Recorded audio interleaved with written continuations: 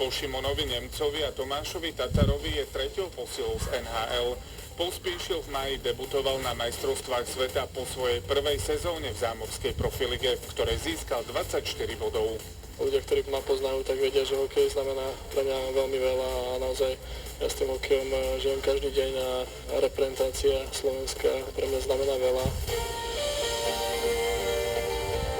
Dnes bude slnečno. Na Spiši a Gemery v priebehu dňa prechodne zväčšená oblačnosť a výnimočne prehánky alebo búrky. Teplota vystúpi na 29 až 34, na horách vo výške 1500 metrov okolo 23 stupňov. Zafúka slabý premenlivý vietor. Zelená vlna. 40 minút postojíte v Sabinove na Holého smerom z Pečovskej Novej Vsi.